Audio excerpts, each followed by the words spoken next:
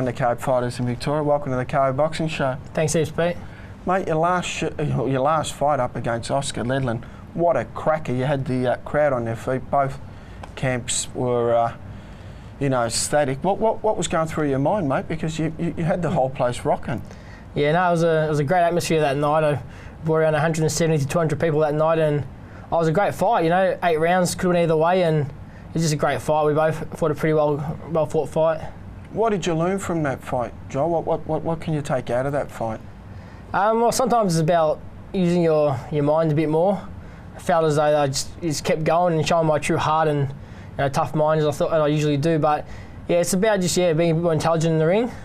So yeah, you expect some bit more intelligence in the ring for my next fight.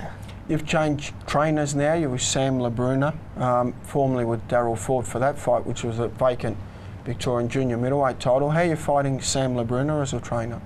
Yeah, no, it's going awesome. Yeah, Sam's very technical, which is what I needed. I've got the power punches obviously in that, but you can't win every fight with power. When you start stepping up, these guys who are very smart, quick hands, and they know they can see the overhand right or left hook coming. So Sam, he's working me very well technical. So yeah, put on a much better show next fight, I'm pretty sure. So so you're going to set up the punches better, or you're going to be less predictable? Or your work rate's going to be better? What are you thinking? Yeah, it's about boxing. Yeah, it's not just about brawling all the time. It's about boxing, being smart. Conserve your energy, and just be a bit more technical than just going for the wild swings all the time. You have your own show on YouTube, mate. You told me you put it on hold lately. What's the story there? I've been pretty flat out. Changing trainers is a big thing. First of all, my last 4 weeks of university coming up right now. So I've been pretty busy, and all the fun and that can happen in 4 or 5 weeks' time, or even in 8 weeks' time after the fight finishes. Then we'll get back to it. What are you studying? I'm studying to be a PE teacher, secondary PE, psychology and health teacher. Gee, that's where you're doing that, John? VU Footscray and VU St Albans, Victoria University. Okay. You're also a Carlton supporter. You told me your mum and dad went up for the Sydney Swans game. Too bad, mate, but you probably don't want to talk about football. Talking about boxing, what do you think the most important punch in boxing is? Oh, well, as most would say, I just have the jab. I've been working the jab quite a bit with Sam, and every time I drop my left hand, he's not too happy. So yeah, we're working the jab quite a bit.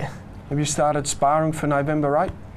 Yeah, well, I just got into sparring in the first few weeks at the gym. Was just working technical. He wouldn't let me spar for the first few weeks, but I've been sparring the last, I think, 2 or 3 weeks, and it's all coming together pretty well. So you're going to have a couple of rounds with Blake Caparello, who's your gym mate?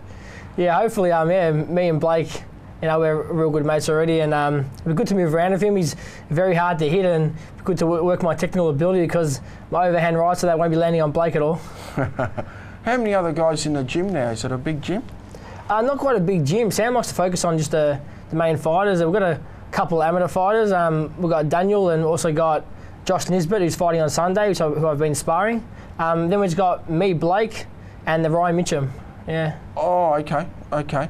All right, mate. Now, what else has been happening in your life? You had a break. Now you're coming back. You were injured at one stage too. Yeah. I just had a inflamed ITB band, which was affected me from running, so I haven't run in 3 months, but it's actually just came good right now. So I've did a couple of sprints yesterday. It felt awesome, and now we're getting back into the fitness side, but I'm already pretty much down to weight, so it doesn't bother me. Okay, mate. Well, thanks for coming in. November 8, we're going to see you rocking and rolling again. What's the new Joel Camilleri going to be like November 8? What can we expect?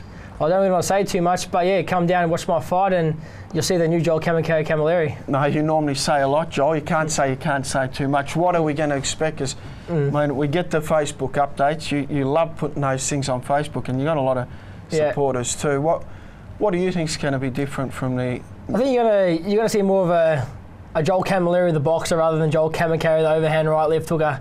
So, but you'll still be going for the KO. Yeah, of course. That's just natural. I was born to KO, Pete. Yeah. All right, mate. Well, thanks for coming on, Joel, and enjoy your new training camp, mate, and enjoy leading up to November 8. Thanks, Pete. Thanks for having me.